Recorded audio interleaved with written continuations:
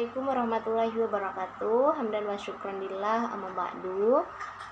Nama saya Aslamia dengan NIM 203106700023. Saya dari Universitas Ibnu Khaldun Jakarta semester 4. Di sini saya akan menjelaskan tentang pendidikan non formal untuk memenuhi tugas akhir pada mata kuliah Administrasi dan Supervisi Pendidikan.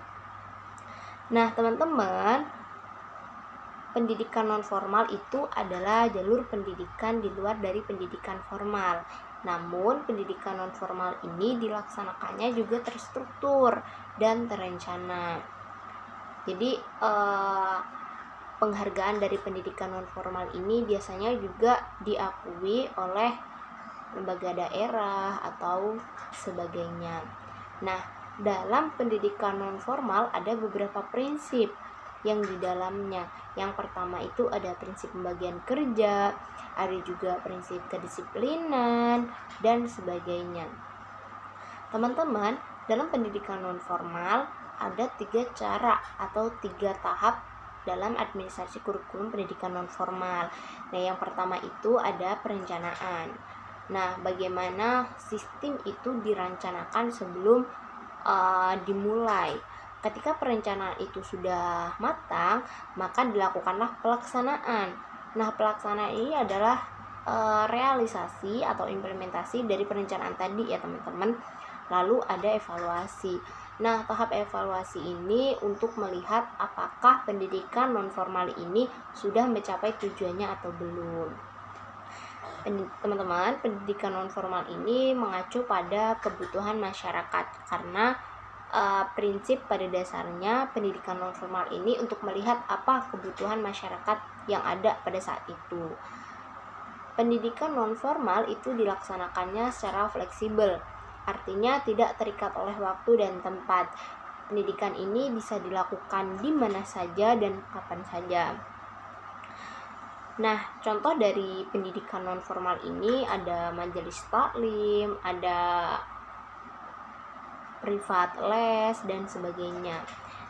Dalam pendidikan non formal ada masalah yang dihadapi, misalnya ketidakjelasan penyelenggaraan, ketidakjelasan sistem yang dilakukan, terus kurangnya lembaga penyaluran mutu, dan sebagainya.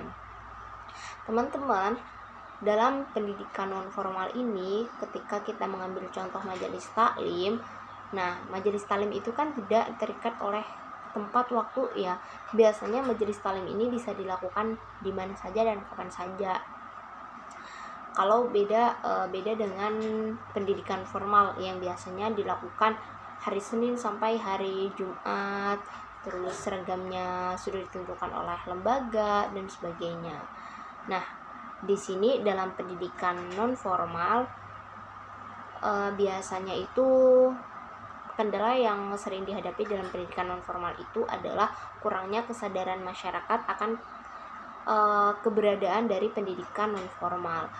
Pada dasarnya pendidikan non formal ini sebenarnya membantu masyarakat untuk melihat kebutuhan yang ada pada saat itu atau kebutuhan yang sebenarnya dibutuhkan oleh masyarakat itu sendiri. Teman-teman, kalau dalam pendidikan non formal itu kita mengambil contohnya, selain dari majelis taklim itu ada juga les. Nah, les ini atau kursus ya bahasanya, atau kursus. Nah, kursus ini biasanya dilakukan untuk melihat kebutuhan. Nah, misalnya ada beberapa orang yang memilih untuk melanjutkan pendidikan atau kursus menjahit misalnya. Nah, menjahit ini kan pada dasarnya orientasi kedepannya itu untuk melihat kebutuhan masyarakat kan. Ada orang yang membutuhkan jasa tukang jahit untuk membuat baju atau memperbaiki baju dan sebagainya. Nah, disinilah pendidikan non formal itu bekerja untuk melihat apa yang dibutuhkan masyarakat kedepannya gitu. Baik teman-teman, mungkin cukup sekian yang dapat saya sampaikan. Kurang dan lebihnya saya mohon maaf. Kalau ada kesalahan itu datangnya dari saya pribadi, dan kalau itu kebenaran datangnya dari Allah Subhanahu wa taala. Saya akhiri, wallahul muwaffiq ila aqwamit thoriq. Wassalamualaikum warahmatullahi wabarakatuh.